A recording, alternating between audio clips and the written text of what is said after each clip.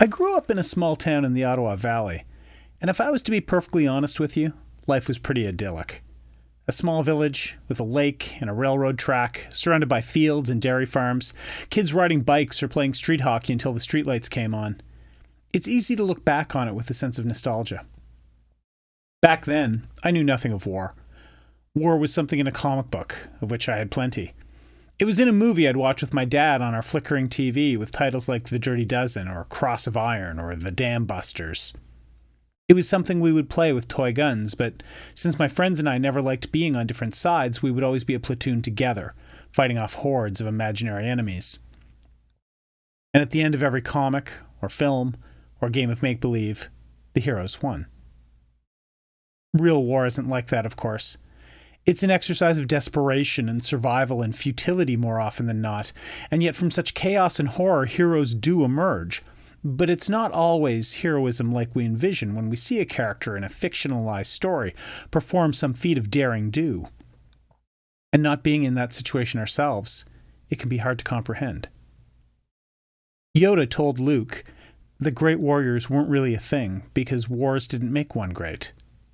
With all due respect to the great Jedi Master, Yoda had never heard of Audie Murphy. A real-life action hero, a template for the extraordinary everyman, and the sort of humble, gentle, and ultimately damaged soul that you can't help but admire, whether you're a student of history or just someone that loves old movies.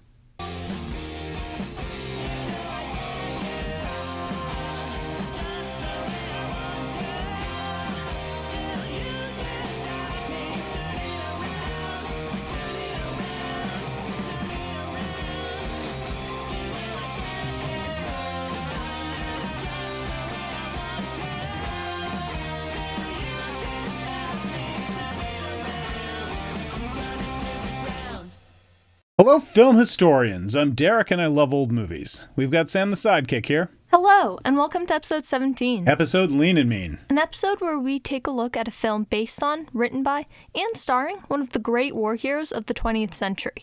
Of course, we're talking about Audie Murphy and To Hell and Back. And today's episode also features a special collaboration. Tell them all about it.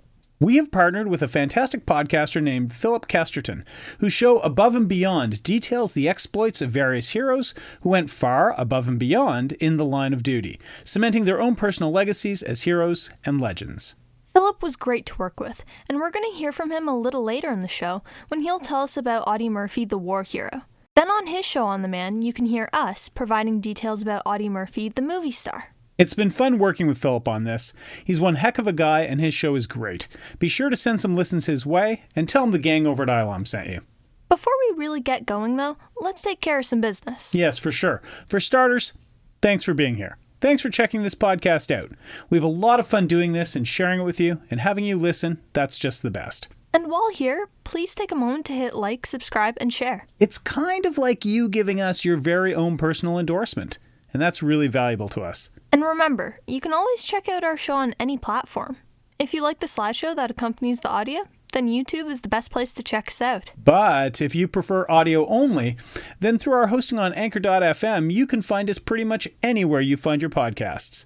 Apple, Google, Spotify. Yeah, we're there.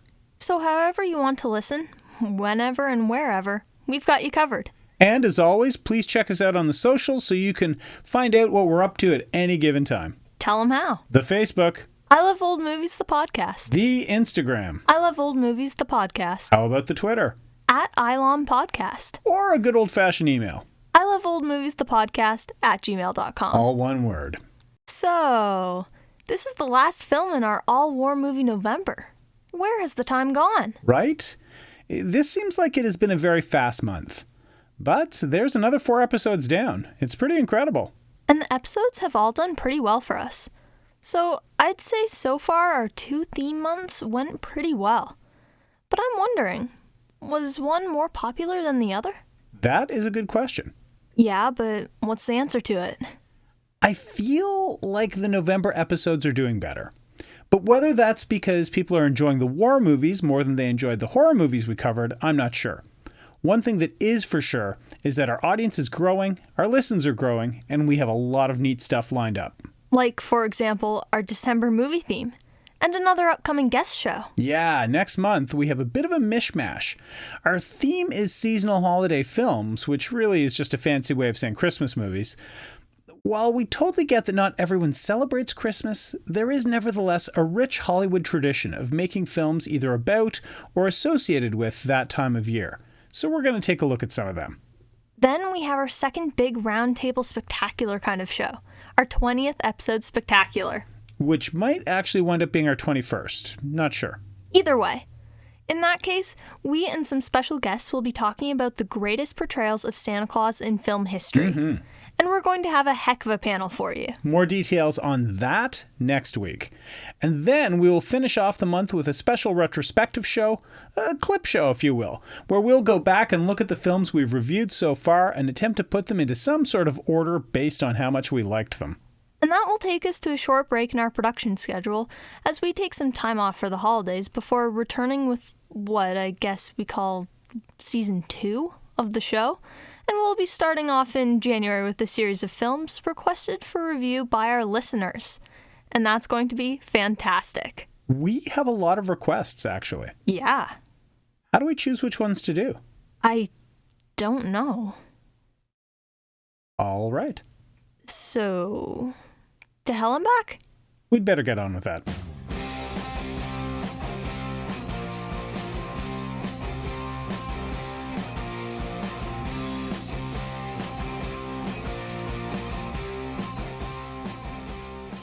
Our director is Jesse Hibbs. Through the 1920s and into the 30s, Hibbs was a football player who even played for the Chicago Bears in the NFL in 1931. Back in 1926, one of Hibbs' teammates was actually Marion Morrison, better known as John Wayne. Later on, Hibbs made his way into the film industry and started out as an assistant director. His first solo film was The All-American in 1953. Hibbs worked mainly on westerns, including Ride Clear of Diablo in 1954 and Ride a Crooked Trail in 1958.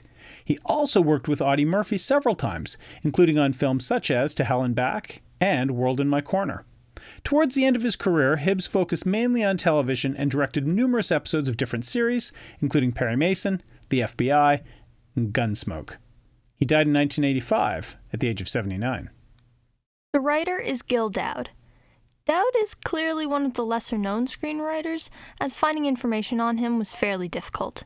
His career spanned over 9 years, and he racked up a total of 12 writing credits. While the majority of his work was on films, Dowd did work on several different television series, including Suspense, Rheingold Theater, and Climax. He is best known for his work on To Hell and Back in 1953, Forbidden in 1953, Thunder Bay in 1953, and Saskatchewan from 1954. He died in 1957 at the age of 43. Now, at this point in the show, we're going to turn things over to Phillip Kesterton of the Above and Beyond podcast, who's going to tell you a little bit about Audie Murphy the man, before we tell you about Audie Murphy the movie star. Take it away, Phillip. Hello to all the I Love Old Movie listeners. My name is PJ Kesterton, and I host a podcast called Above and Beyond. I would like to first give a huge thank you to both Derek and Sam for having me on their amazing show, and I absolutely cannot recommend it enough. On my show, I dive into the lives of men, women, and even sometimes animals who have made a name for themselves on battlefields all around the world. When you think of war heroes, men like Audie Murphy are very easily overlooked. But he should not be and cannot be once you learn of everything he did on the big screen and during World War II. Audie Murphy is a very unique man. Before his appearance on the big screens, which I will leave to Derek and Sam to tell you all about, he was better known as the most decorated soldier in the entirety of World War II. How exactly is it that this scrawny teenager from Northeast Texas, who was initially turned down by the Army, Navy, and Marine Corps and had to falsify his birth date just to enlist, acquired a whopping 28 medals, including every single possible medal for valor that there was, and these came from 3 separate countries. The United States, France, and Belgium awarded him for his courageous actions during the war. His life started out very rough, with his father abandoning his family when he was young to losing his mother at just the age of 16. And Murphy would go on to use the military and later his film career as his way out. Now, his military career was absolutely unparalleled by any other, and not only gave him the record as the most decorated soldier in World War II, but also as one of the most decorated soldiers in all of American history. He would have seen combat in North Africa, Italy, and all over France, and when the European theater of the Second World War would finally come to a close in mid-1945, he had not yet even seen his 21st birthday. In 3 short years and standing at only 5'5" and only around 140 pounds, Audie Murphy rose through the ranks and went from private to first lieutenant and showed the world that it is not about the size of the man of the fight, but it is about the size of the fight in the man. At just 19 years old, he would hold off an entire German company by himself and then lead a successful counterattack despite being wounded and completely out of ammunition. To put it simply, Audie Murphy was everything that Captain America was, just without the super soldier serum because he did not need it. To go through what he did and to come out on the other side alive is astonishing enough for anyone, but the fact that he earned all the awards and accommodations that he did, only to find a very unfortunate and rather untimely death in 1971, is heartbreaking. Before this event, however, he would break taboo of the time and openly discuss the issues that came from things he witnessed during the war. Along with being heavily decorated, Audie Murphy is also known as one of the first advocates to help give veterans the necessary means they need to battle post-traumatic stress disorder, better known as PTSD. At the time, PTSD was simply known as battle fatigue and was not taken too seriously, but Audie Murphy would go on to try and have it given the attention it needed as he himself suffered greatly from it.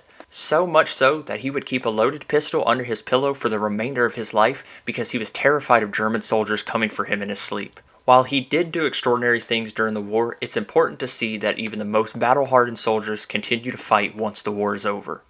Thanks again to Derek and Sam for having me on their show, and I hope to see some of you listeners in mine. Have a great night and enjoy the show. Operating from underneath what he considered a dearth of actual acting talent, Murphy was able to leverage his considerable renown as a legitimate war hero into a successful career in the movies. One of the things that gave him great appeal to audiences was that he didn't look at all of what the vision of what a film action hero was. He was short, slim, very youthful looking, almost the exact opposite of the quintessential Hollywood action hero John Wayne. And yet, his authenticity could not be questioned. He presented as a realistic person that audiences could not only better relate to, but could imagine being. Except maybe not quite as handsome. He was pretty handsome. He was. Handsome enough for Empire magazine to name him number 55 on the list of top 100 sexiest stars in film history. Ooh la la.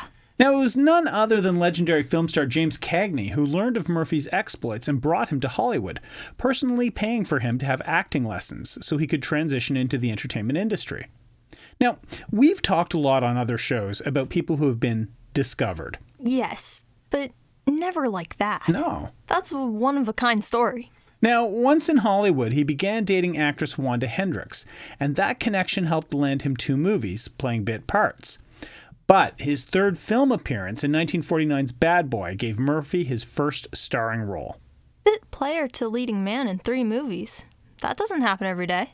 Now, in 2 of his next 3 films, Murphy played Billy the Kid and then Jesse James, and this is a role he would later reprise in his last film appearance 19 years later.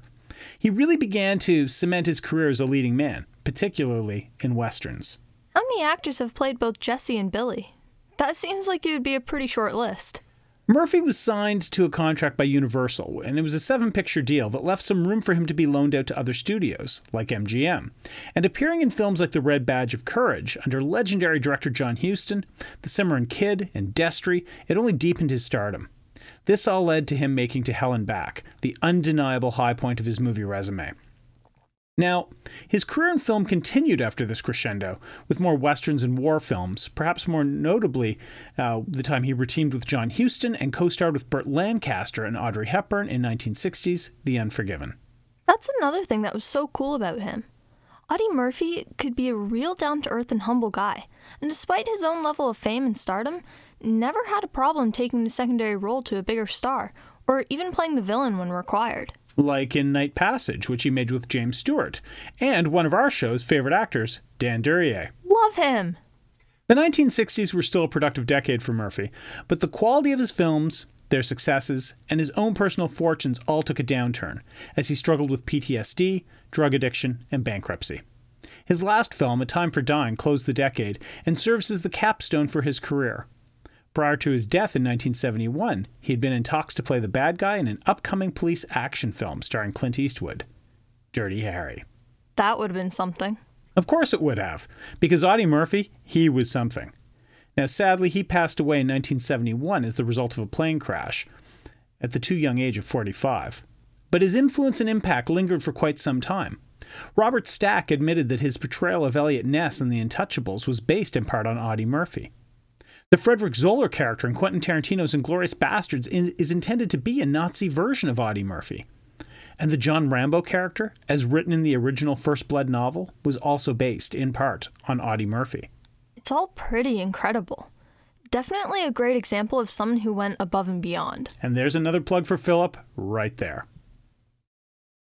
A former pre-med student who got into drama productions and was so damn good looking, he was given a contract with Universal. Marshall Thompson enjoyed a long career in film and television. A former high school classmate of Norma Jean Baker. That's Marilyn Monroe, for those scoring at home. Thompson played thoughtful, nice guy teenager roles in a few films for Universal, including Reckless Age, before being discharged and signed with MGM. Making a few films with them until the 1950s when he became a free agent, moving between studios and projects with some freedom. Thompson appeared in a range of genres, from war movies to westerns to dramas, as well as a nice helping of schlocko 1950s sci-fi and B-films, with titles like Cult of the Cobra and It, The Terror from Beyond Space. What a title. To Hell and Back was considered one of Thompson's better roles, and his performance there was praised. In the 1960s, he starred in a few TV shows, most notably Daktari, which ran for 3 seasons.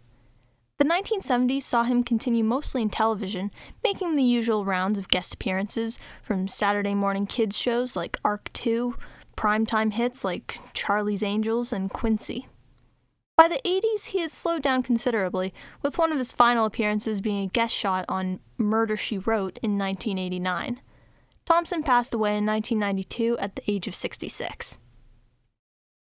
Audie Murphy's star in Hollywood had been rising, but when it came time to adapt his own autobiography, To Hell and Back, into a feature film, Murphy didn't want to be in it. Feeling that he now somehow didn't fit the mold of his own legend, he suggested other actors for the part, most notably Tony Curtis. Yeah, that would have been a pass for me. Oh yeah? He's on that Burt Lancaster level for me. I mean, I know he was a huge star, but I just don't get it.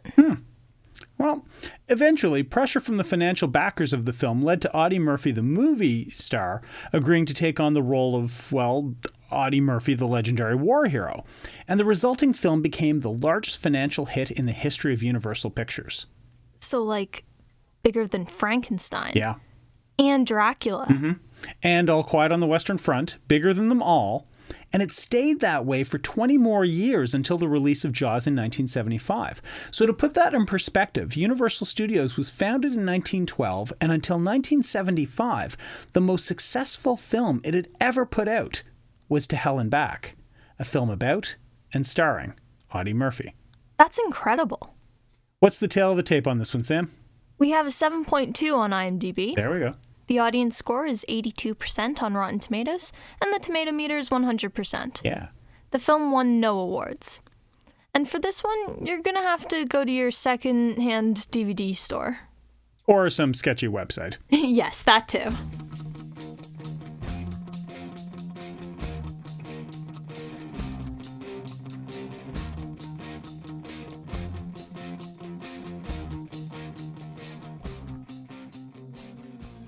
We open on a full-color Universal logo with a cheery military march playing along. We see soldiers marching on a parade ground. It all looks very official. Huh. There's some interesting names in this cast. David Jansen, Denver Pyle. A movie with The Fugitive and Uncle Jesse. It's the team-up I didn't know I needed. Well, maybe don't get too attached to their characters. Why was Gil Dowd's name so huge? Right? Like, look at it on the screen. It's so big. And he barely has an IMDb page. The Mystery of Gil Dowd. That's your spin-off podcast series right there. A general sits at a desk, mansplaining to us about how soldiers work. He speaks about incredible courage and those that go above and beyond the call of duty. There's that phrase again. We see 12-year-old Audie Murphy hunting on his farm, already a capable rifleman. Young Audie is the man of the house. He's quite the father figure to his younger siblings. There's no dad in the picture and no money. So Audie tries to find a job. He tried to work out a deal with Mr. Houston, a neighboring farmer.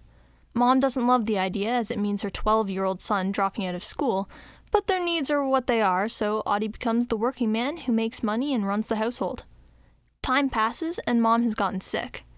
Audie, the now young man, literally does everything here. Wait, is there an extra younger sibling now? How did that happen? You just lost count. Oh. There's a lot of them. Well, while visiting a friend, Audie hears the radio broadcast of the Pearl Harbor attack. Then we jump through time a bit. The war has lingered on, Audie's mom has died, and he has to surrender his younger siblings to an orphanage. This is moving really quickly. His life sucked. His life did suck. Like, even for the Great Depression and the early war years, it sucked. Mr. Houston recommends that Audie enlist, but the Marines turned him down, the Navy turns him down, and when he finally gets into the Army and tries to join the paratroopers, he's turned down. Audie is kind of small and a bit sickly. He's not the sort of physical specimen that recruiters feel will be needed to topple the German army. The next we see Audie, he's on a boat, a troop transport, and he is seasick. Oh, of course he is. But he's already an acting sergeant somehow. He joins up with Baker Company in Casablanca and has to inspect his platoon as an acting sergeant, and he actually seems to be a natural in the job. But the commanding officers are a bit concerned about him. Audie has had some problems. He got sick in basic training from the vaccinations. Well, he had never had a vaccination before, you see. He got sick on the boat. Shucks, lots of guys were sick on that boat. COs are concerned that it will take 2 men to take care of him in combat, but his captain is willing to give him a chance. Now, the Germans fall in North Africa before the division sees any action, so they are shipped off to Sicily, and we finally get to see some fighting. It's been a very slow movie up until this point, sort of episodic, but a bit disconnected. I'm not really feeling the flow of the film yet at this point. While on patrol in Sicily, the platoon is ambushed by a German machine gun nest and the lieutenant is shot. But driven by a sudden steely resolve, Murphy advances on the machine gun nest and leads the attack that wipes it out. This sort of thing does not go unnoticed, and after Sicily falls, Audie is promoted to corporal. The company deploys to Italy to continue pressing the advance. Audie, Murph, is a good friend to the platoon members. Everyone loves the guy. He's gone from being someone they called Little Texas to a squad leader that everyone respects. One of their big actions in Italy is a diversionary attack at a river narrows. The movie slows down a bit here and lets all this happen and really takes the time with this, which makes for an enjoyable part of the movie. We see different attack sorties and assaults and the construction of crude defenses. It feels like real army stuff. And the company gets pounded by the German artillery. Oh, yeah. The new lieutenant is wounded, the sergeant is killed, and Murphy is put in charge via radio call with the captain. They're ordered to hold and increase their fire. It all works out, and their diversion is successful, but at great cost. Later, weather, mountains, and a stiff defense halt the American advance. The men have very low morale, but when Lieutenant Manning returns, they have new orders and Audie is promoted to sergeant. On leave in Naples, Audie sees the kids affected by the war. Audie has a special place in his heart for kids, from his own abandoned childhood, and later in life being very respectful of his role as a war hero when it came to being someone that kids could look up to. Taking a moment to show this care in the film is a nice choice. Audie meets a girl and her family and is invited to dinner as trade-off for giving them chocolate. An air raid interrupts the evening, but Audie and Maria manage to have some romance. I guess this is supposed to be his sexual awakening moment. I can't really call it a loss of innocence since he's already been deeply involved in the war, but the idea of him having his first romantic interlude while bombs are exploding all around him, it's kind of the most Audie Murphy thing ever. One scene later, we hear of the Anzio landing, and we're joining the action in progress. There's a very intense battle over a 2-story farmhouse. This is a very exciting scene, really good. We need more of this. Audie leads the charge, but Private Kovac and Lieutenant Manning are killed. And while they're trying to hold the house, 5 Panzers approach. But support fire from coastal battleships scare them off, leaving one behind severely damaged. What black magic is this? Yeah, like ships attack the shore all the time. It's called coastal bombardment or something. I had no idea. Wow. Yeah. That night, the Germans try to repair the tank damaged by the boat fire, and Audie uses a rifle-propelled grenade on them. Because that's how you kill all the enemies in one shot. The captain shows up and offers Audie a decoration. They want him to be promoted, but he doesn't want to leave the division.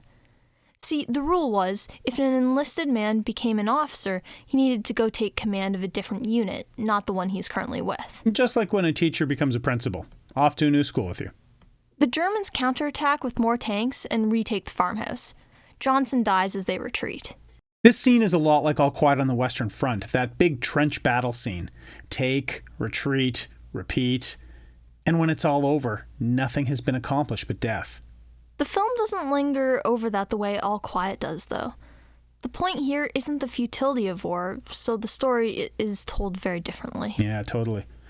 4 months later, still in Anzio, the U.S. troops now have air support and armor. They're still attacking that stupid house. Right? How is it still standing? Not for much longer. Anyway, the Germans fall in Italy, and when the company is in Rome, they hear about the Normandy landing, and they meet their new lieutenant, who leads them to southern France. When there, the unit gets pinned down by machine gun nests.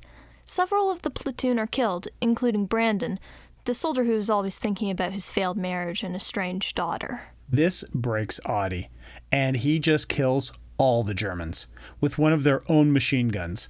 In a truly audacious moment, he storms a machine gun nest, kills the enemies there, takes their own heavy gun, and uses it on all the other Germans on the hill. It is an incredible moment of on-screen badassery, made even more incredible when you consider by all accounts, if anything, Audie Murphy tended to minimize his role when recounting his war exploits. If this is the scaled-back, humble version of this story, I can't imagine what the real event must have been like. Yeah. He's offered a commission to go to West Point immediately. He feels he's not qualified and doesn't want to be promoted. His superiors waive the rule requiring him to leave the company and promote him to second lieutenant. He promotes Kerrigan to sergeant and Valentino to corporal. They are the only two of his friends left. Everyone else in the unit is a replacement by now. And then they're off to the last German foothold in France as the Nazi retreat is on. Audie's company meets a fierce counterattack, so he stays behind to sight for the artillery while he sends his men on to fall back. And here it comes. The scene. I can't believe this actually happened. Defending his men against the German counterattack that featured both tanks and waves of infantry, Audie climbed on top of his own burning tank, filled with fuel and explosive shells, mind you, to both guide the artillery and fight back against the soldiers with the rooftop machine gun. He's literally a one-man army in this scene, perhaps more so than in the rest of the film, and this is the moment that cemented the Audie Murphy legend. The film runs over this scene fairly quickly, though. A few minutes of action. In reality, Audie Murphy stood atop that tank fighting desperately against unbeatable odds for over an hour. But he was wounded in the battle, and the wounds were serious enough that his military career, including West Point, would be over. We then see the parade ground from the start of the film. Audie is receiving a pile of medals, is promoted to full lieutenant, and then he was awarded the Congressional Medal of Honor. And we end on another military parade, a cheerful marching tune, and a card thanking the men and women who fought in the war. You know, the last 30 minutes or so of that movie were really good. Super enjoyable. Yeah. Let's pro and con this guy. Okay. My pros. Number one, the battle scenes are just fantastic in this movie. They are realistic, visceral, filled with mud and misery, strategy and sacrifice. The movie is noticeably better when the action breaks out. It almost takes on this documentary feel. Seeing Audie Murphy reenact his own military exploits makes the battle scenes resonate in a way that they rarely do in other films. These situations weren't thought up by a writer. They were lived by the star. It's something to see. Number two, the supporting cast of characters is fairly fleshed out and have their own little side plots. Valentino's quest for his family in Italy, Brandon pining for his lost family, Kovac's trauma over what happened in Poland and his desire to become an American citizen. While not everything pays off, these details bring these characters more to life and makes them seem less like NPCs in Audie Murphy's story. While the portrayals of these characters is broad, they don't feel like one-note caricatures. We care about them, and we know why Audie cares about them. That makes them matter, and it makes the film richer. Number 3, that ending scene. Of Murphy atop a burning tank, fighting off wave after wave of German soldiers. You can't help but admire the sheer heroism on display. Some critics at the time complained that the scene seemed a bit unrealistic. What they don't realize is that what actually happened was even more incredible. My cons? The script. I've never read the book, so I cannot compare the film to the source material, but the script is a bit of a mess. Too much time is spent on his difficult childhood, no time is spent on his training, and training is usually a staple of army films. And it takes a very long time to get to the action. The way time jumps happen are random and inconsistent, and the things that the film chooses to linger on aren't always especially interesting. Number 2. This is, at far too many points, a dull film. With the weak writing and acting, most of the dramatic scenes don't land, and worse, too often the director skips over the action in favor of a mansplaining voiceover and a picture on a map. 3. Weak direction. A lack of interesting camera work. Audie doesn't look like he's enjoying himself any more making this movie than he must have when he lived through it all for the first time. Parts of this film are just not well made. Almost every scene that isn't a battle scene is dull and shot unimaginatively, and the acting isn't ever good enough to carry it through those spots. In the hands of a better screenwriter and a more talented director, this could have been a film for the ages. And is this a watch? Yeah, it is. It's about as good an authentic, true war story as there ever could be. But I'd always give up the caveats about the poor handling of continuity and the long, duller parts. You're up. Okay, so my pros. 1. The battle scenes. I thought they were well done. There were some pretty interesting shots and camera angles. Only in those parts, though. We got to see a ton of smoke and dust from grenades and explosions. I thought that was pretty cool since you don't tend to see a lot of that in movies. And the mud. There was so much mud in every battle. It certainly made the fights feel extra dirty and gritty. 2. Audie Murphy. What a guy, and what a crazy story. Obviously. That dude was super cool. And I was really impressed at how well he did in the movie. Knowing how much he struggled with PTSD, it must have been extremely difficult to be in a movie literally based on his autobiography, but he still did it. Plus, I just thought he did a good job in general. And he made everything seem so much more real. When watching the film, you know it's real. It's something that he actually did. Not the character, but the guy you are literally watching on the screen is an incredibly epic guy in real life. 3. The final battle. Holy crap! I cannot unsee the shot of Murphy on a vehicle that's on fire while machine gunning rows of enemy soldiers down single-handedly.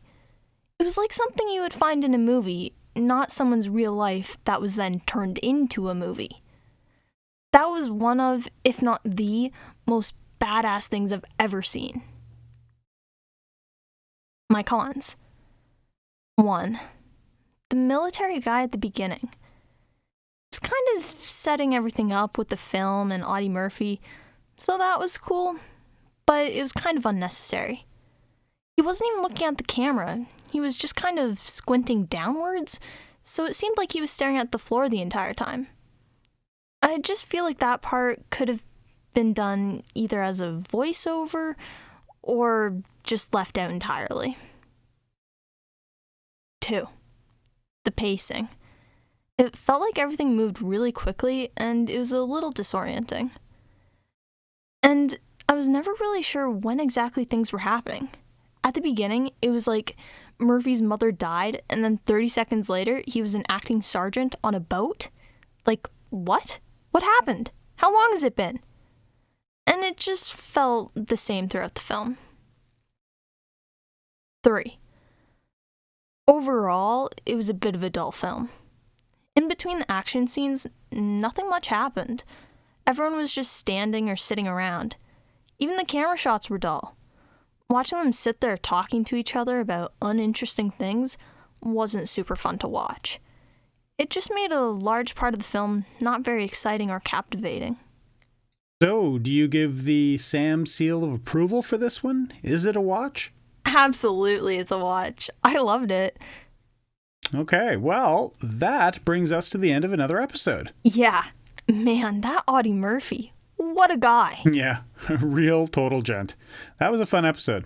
You know who else was a gent? Phillip Kesterton from Above and Beyond. For sure. You know what? Definitely rush over there and check him out. We've linked his podcast in the description for this episode. Thanks again for helping us out on this one, Philip. For sure. And that's also the end of our all-war movie November, and that's been a lot of fun as well. So be sure to get in touch with us and let us know what you think. Are you enjoying the theme months? Or would you prefer things more random? We aim to please. Next week, though, we're starting our December of Christmas movies. Yeah. And we've got a good one to get us underway. So be sure to tune in for that. And until then, remember, if you liked what you heard today, don't keep it to yourself.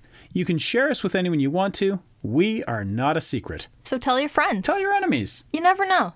They might enjoy tales of boundless heroism as much as you do. Maybe even more. For Sam the Sidekick, I'm Derek, and I love old movies.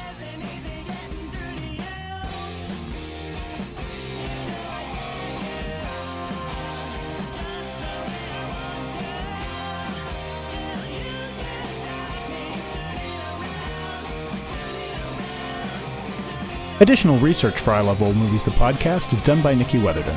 Audio clips come from freefx.co.uk. Images are used through the provisions of fair use, and our theme song, Burning Bridges, is by The Crocs.